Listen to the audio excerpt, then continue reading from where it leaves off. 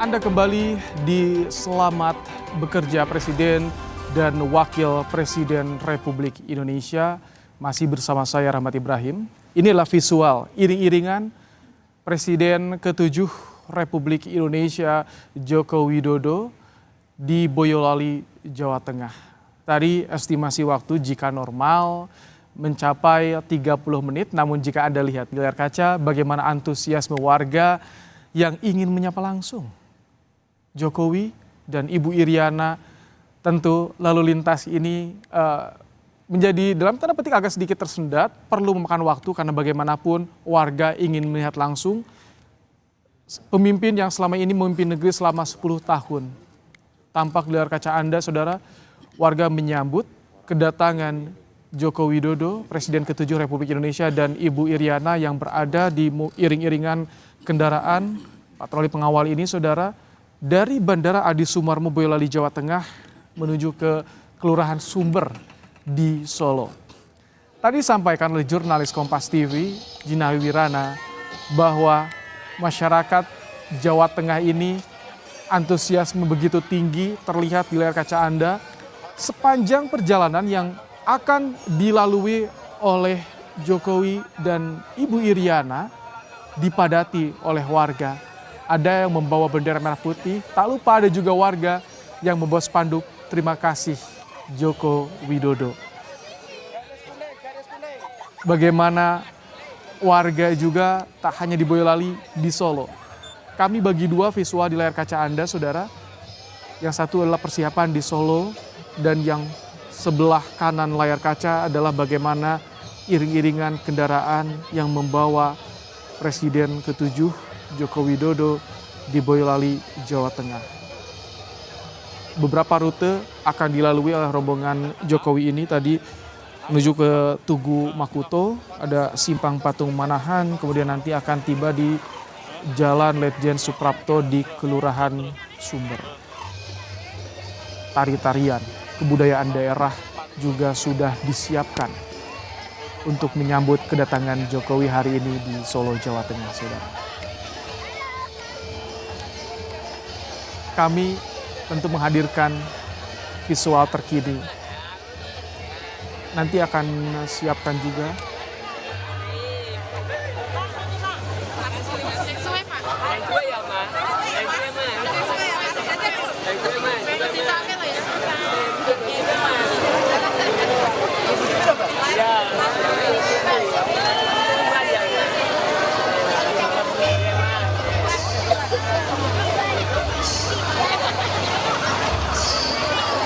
di Kumu.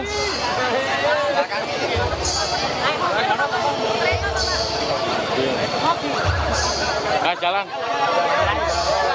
Monggo Bapak Ibu bantuannya, silakan agak rapat ke belakang, silakan bantuannya. Ya, kita sempat terdengar bagaimana suara dari warga ini yang meneriakan nama Jokowi, ucapan terima kasih juga dibentangkan, ucapan terima kasih Jokowi dibentangkan sepanjang jalan yang akan dilalui oleh Presiden ke-7 Republik Indonesia Joko Widodo dan Ibu Iriana. Kita simak bersama, saudara. Kita coba mendengarkan bagaimana suara-suara dari warga yang menyambut kedatangan Jokowi di Solo. Kita akan simak kembali.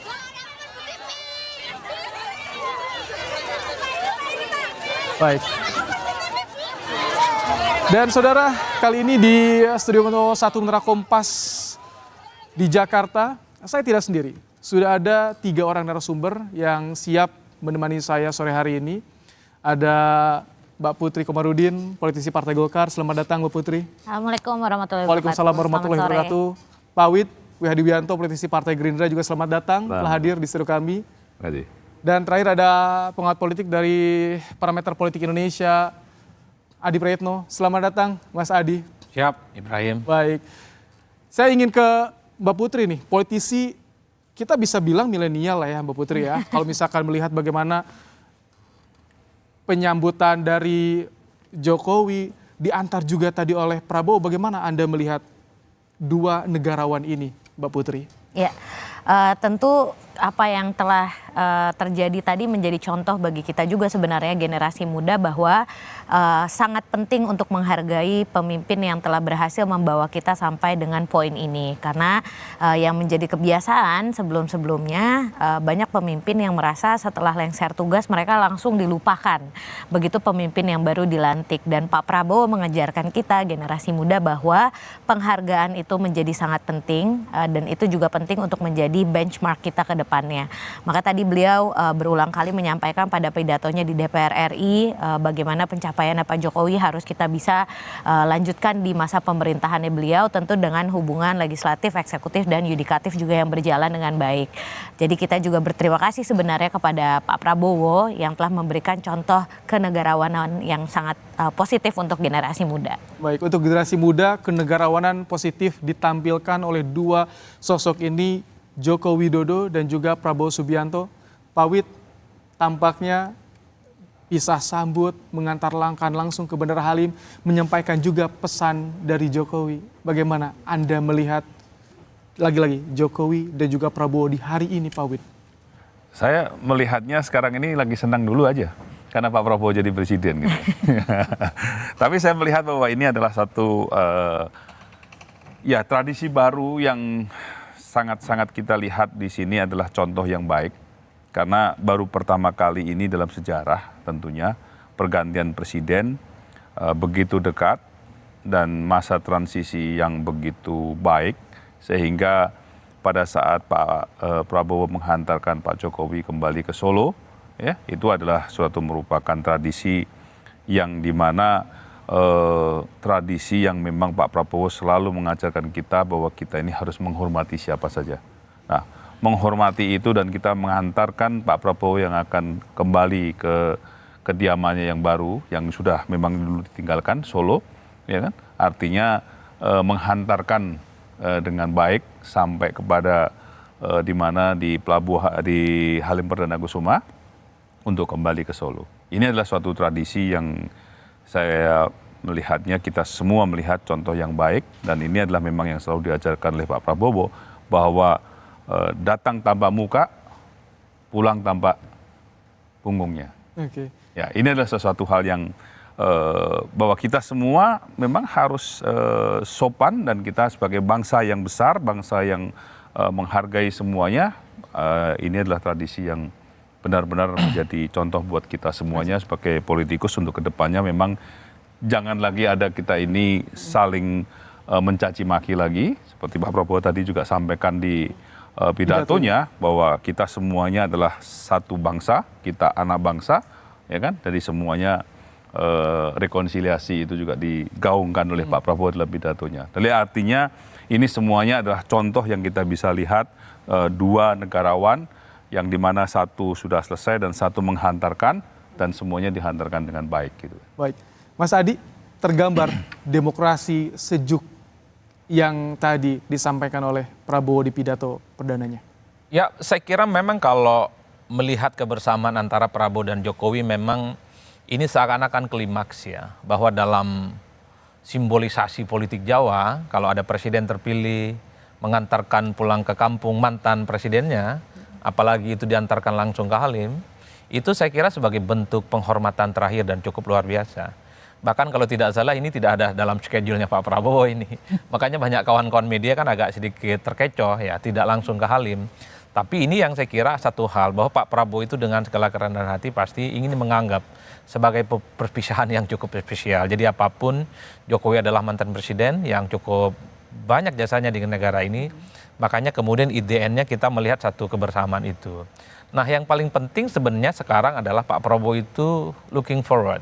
Jadi fokusnya adalah ke depan. Seperti pidato yang disampaikan bahwa persoalan kemiskinan, bahwa persoalan-persoalan meski banyak orang yang nganggur dan seterusnya, itu harus menjadi fokus. Artinya apa? Ini juga menjadi warning kepada menteri-menteri ya, terutama menteri di luar Gerindra. Jangan pernah main-main kirim orang untuk jadi menteri dan wakil menteri. Karena statement Prabowo itu cukup tegas kok. Jangan pernah menganggap negara ini merdeka kalau masih banyak orang miskin, kalau masih banyak orang nganggur, akses terhadap pendidikan dan kesehatan itu masih sulit dan seterusnya. Itu artinya apa? mulai besok Prabowo itu langsung ingin sprint 1000%. Bahwa persoalan apapun yang ditinggalkan oleh negara ini, itu nggak ada cerita lagi. Di kemudian hari ada persoalan-persoalan serius. Kenapa saya ngomong begini? Karena memang harus diakui, kandidat-kandidat yang diusulkan oleh partai politik ya untuk jadi calon menteri ataupun wakil menteri, dalam banyak hal harus kita koreksi dan harus kita sampaikan. Memang tidak sesuai dengan portofolionya. Kalau membaca statementnya Pak Prabowo Subianto dalam pidato pertama, saya khawatir justru menterinya nggak bisa ngimbangin Prabowo, Pak. Ini Prabowo ini langsung gaspol. Itu jelas kok dalam intonasi-intonasi dan pilihan politiknya.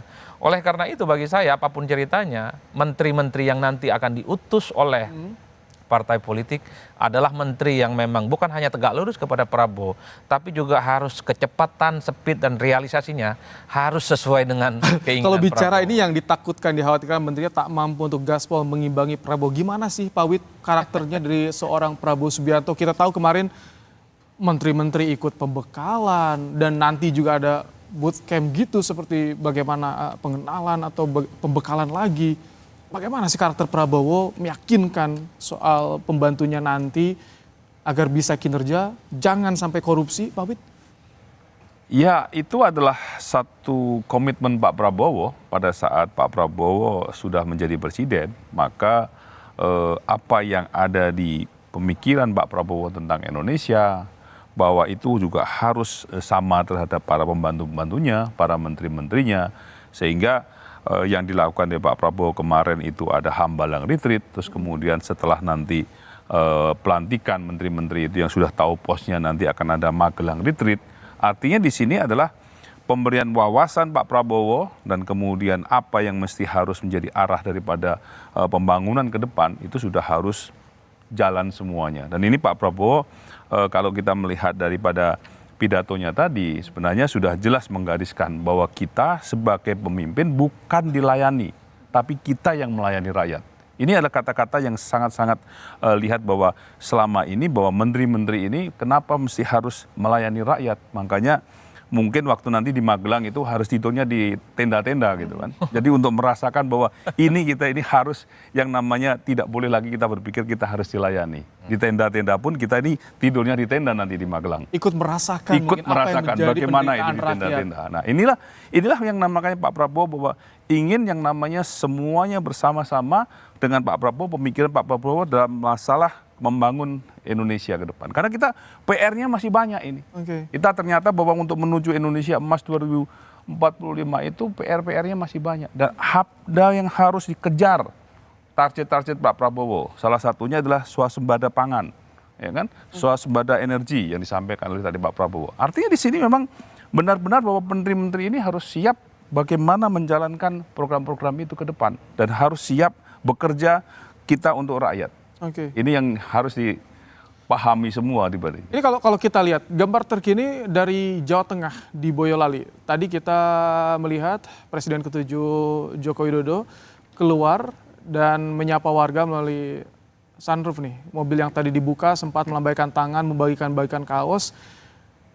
Mbak Putri, kalau misalkan melihat kondisi seperti ini, warga yang ingin mendekat, ingin mengucapkan terima kasih, ingin menyambut, melihat langsung bagaimana muka dari Presiden ke-7 Joko Widodo ini bisa merepresentasikan bahwa warga itu cinta Jokowi. Warga melihat apa yang dikerjakan Jokowi selama 10 tahun ke belakang, Mbak Putri. Ya, kita kan kemarin menghadapi kondisi yang sangat sulit ya. 5 tahun terakhirnya Pak Jokowi ini kita bertemu dengan COVID, terus ada perang juga di berbagai belahan dunia. Dan memang untuk pengelolaan ekonominya itu sangat sulit. Dan Pak Jokowi dengan timnya tentunya berhasil untuk membantu kita supaya kita bisa menangkis dampak negatif dari COVID-19, dampak negatif di perekonomian tentunya, dan membawa kita untuk bounce back dari apa yang telah menjadi kemarin sempat ada jurang lah untuk kita bersama dalam segi kesehatan dan juga ekonomi, jurang resesi di depan mata, dan ini kan sebuah pencapaian yang tentu dirasakan oleh masyarakat juga. Jadi dengan segala kekurangannya tentu sebagai seorang pemimpin masih ada hal-hal yang belum beliau selesaikan, yang tadi sudah juga diucapkan oleh Pak Prabowo, beberapa catatan masih ada masyarakat yang masuk dalam kalangan ekonomi menengah ke bawah dan lain-lainnya. Tapi hal ini merupakan sesuatu yang perlu diapresiasi dan saya rasa dari animo masyarakat yang menyambut beliau pada saat ini terlihat bahwa pencapaian tersebut dirasakan oleh masyarakat bahkan yang kalangan paling menengah ke bawah sekalipun. Jadi ini suatu baseline yang perlu kita lanjutkan di masa pemerintahan Pak Prabowo dan tentunya tidak terlupakan apa yang telah terjadi kemarin bisa menjadi pembelajaran kita supaya nanti kalau ada kondisi yang serupa kita tidak kaget lagi sebagai bangsa Sudah siap sistemnya dan nih, sudah lebih siap, Oke. strateginya sudah jelas dan lebih efektif nanti menjalankan. Baik, ini kita simak tradisi membagi-bagikan kaos. Biasanya Jokowi membagikan kaos, buku tulis juga pernah membagi-bagikan. Jika ada kuis sepeda biasanya. Ya. Mas Adi, bagaimana tradisi yang kembali dilakukan oleh Jokowi di purna tugasnya nih Mas Adi, langsung mendekat pada rakyat? Ya memang kalau kita melihat personality dari Pak Jokowi, memang dari dulu dua hal yang ingin dilihat, sederhana dan identik dengan rakyat. Jadi belusukan itu kan adalah bagian dari wujud bagaimana mengidentifikasi Jokowi adalah yang dinilai cukup dekat dengan masyarakat. Jadi wajar kalau kita lihat ya, Jokowi itu adalah presiden yang paling sering bertemu dengan masyarakat dan setiap kunjungannya pasti bagi-bagi. Kadang sepeda, kadang biasanya kaos gitu ya dan seterusnya. Tapi bagi saya ke depan, ini kan soal personality personal seorang pemimpin. Kalaupun toh dalam konteks ini masih kita menjadi perdebatan, tapi yang paling penting adalah ke depan persoalan-persoalan prinsip kebangsaan kita itu harus tuntas. Kalau saya membaca ya dukungan politik yang diberikan kepada Prabowo Subianto sebagai presiden terpilih dan Gibran wakilnya, saya kira cukup luar biasa. Nyaris per hari ini tak ada partai politik yang mau jadi oposisi. Even Nasdem sekalipun, tak ada menteri ada di sana, tapi kan Nasdem ingin menyatakan dukungan secara terbuka, termasuk PDIP juga Oke. menyatakan dukungan. Ini dia, politik. yang satu di Solo, Jawa Tengah, kemudian kami juga tampilkan bagaimana di Istana Merdeka, Jakarta. Pak Wid, apakah Anda mendapatkan informasi nanti seperti apa rangkaiannya Prabowo kembali ke Istana? Kalau kita mendapatkan informasinya akan ada penyambutan dari penerimaan dari tamu-tamu negara sahabat, Pak Wid. Ya, memang diagendakan nanti malam itu akan ada gala dinner untuk tamu-tamu negara sahabat dan mungkin jamnya berapa mungkin masih dalam mungkin waktu makan malam nanti ya gitu. Jadi sekarang ini memang kembali ke istana saya kira. Karena dari acara yang ada itu memang setelah gala dinner nanti bahkan akan ada pengumuman kabinet kalau tidak salah. Jadi malam ini langsung gaspol. Langsung pengumuman kabinet? Ya, langsung gaspol. Kalau tidak ada perubahan ya, perubahan malam ini akan langsung diumumkan kabinet sehingga besok langsung bisa dilantik. Langsung bekerja? Langsung Sprint? Pekerjanya itu persiapan kemudian nanti akan ke Magelang dulu gitu kan. Oke. Nah, ke Magelang dulu. Nah, setelah dari Magelang langsung gaspol harus kerja. Ini dia, Pak Wid, Mbak Putri, ada Richard Marles, MP, Wakil Perdana Menteri Persemakmuran Australia dan juga sebagai Menteri Pertahanan yang sudah berada di Istana Negara Jakarta, akan disambut nanti oleh Presiden Prabowo Subianto. Ini akan ada pertemuan dulu biasanya, Ya. akan menerima tamu-tamu dari negara. Biasanya ada gambaran tidak Pak Wid kalau misalkan bertemu dengan utusan dari negara sahabat ini, apakah langsung membicarakan soal hubungan bilateral atau baru terima kasih dulu atau selamat dulu atau bagaimana Pak Wid biasanya Pak Wid? Kalau saya melihat di sini adalah sebenarnya banyak juga yang sebenarnya sudah mengenal Pak Prabowo, seperti Wakil Menhan ini juga sudah sering berhubungan dengan Pak Prabowo juga tentunya, dan beberapa kita lihat tamu-tamu negara kemarin yang tadi itu cukup akrab dengan Pak Prabowo, artinya kan sudah ada komunikasi sebelum-sebelumnya dengan Pak Prabowo. Jadi saya kira ini adalah merupakan kunjungan-kunjungan yang pembicaraan-pembicaraan secara informal ataupun formal bisa saja terjadi dalam situasi Jadi, seperti ini. Richard Marles, MP, Wakil Perdana Menteri Persemakmuran Australia. Kalau bicara soal Australia ini kita ada beberapa kerjasama seperti pendidikan, kesehatan, ekonomi dan juga pariwisata. Mbak Putri boleh sedikit spill, bagaimana sih hubungan baik kita dengan Australia, apalagi ketika ini Prabowo tampaknya begitu dekat nih dengan utusan yang hadir nih Mbak Putri. Soal ekonomi lah misalkan. Pak Prabowo kan kemarin sebenarnya sudah berkunjung ke Australia juga kan, waktu itu bersama dengan Ketua Komisi 1 Mbak Mutia, dan dalam kesempatan tersebut beliau bertemu dengan banyak figur-figur penting seperti anggota kabinet dan juga anggota parlemen.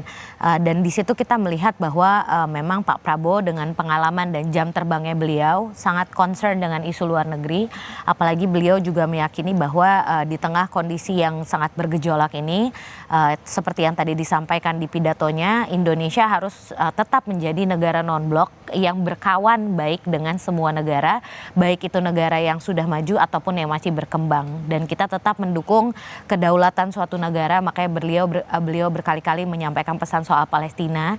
Dan saya sangat meyakini bahwa pertemuan dengan para wakil negara yang hari ini akan beliau lakukan di istana, itu pasti akan menjadi awal komunikasi yang sangat baik dengan pihak-pihak terutama yang menjadi negara-negara tetangga kita seperti Australia tentunya. Dan hubungan ini ke depannya perlu untuk dijaga karena Australia ini salah satu mitra strategis Indonesia juga seperti yang tadi disampaikan dalam bidang ekonomi, pendidikan, kesehatan.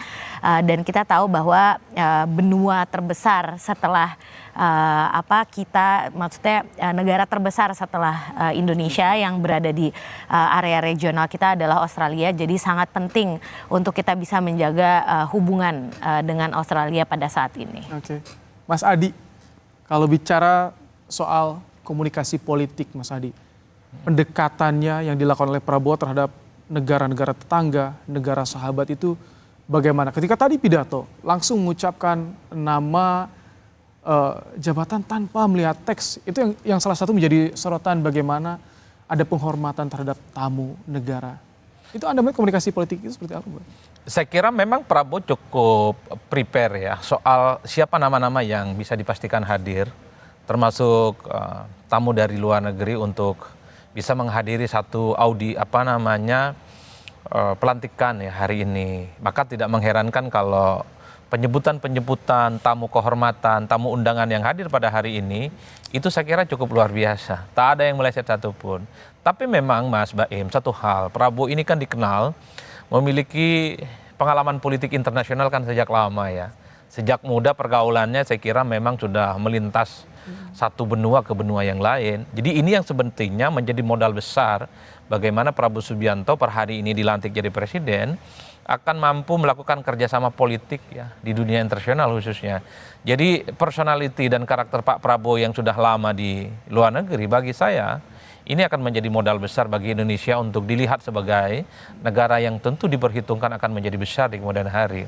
Nah yang kedua memang harus diakui kemampuan bahasa Inggrisnya kan di atas rata-rata. Hanya bahasa Inggris loh ya? Bukan hanya bahasa Inggris, bahkan konon 5 bahasa dikuasai oleh Pak Prabowo Subianto. Ini adalah satu feedback yang menurut saya cukup penting ya untuk dilihat bagaimana kemampuan berbahasa dengan dunia luar. Itu adalah satu bekal yang saya kira memang membuat kenapa memang hubungannya telah sangat akrab. Dan bicara soal bagaimana hubungan Indonesia dengan negara sahabat, negara tetangga, nanti kita akan bahas kembali lebih dalam, tapi kita jeda sejenak dulu. Tetap bersama kami saudara di Selamat Bekerja, Presiden dan Wakil Presiden Republik Indonesia hanya di Kompas TV.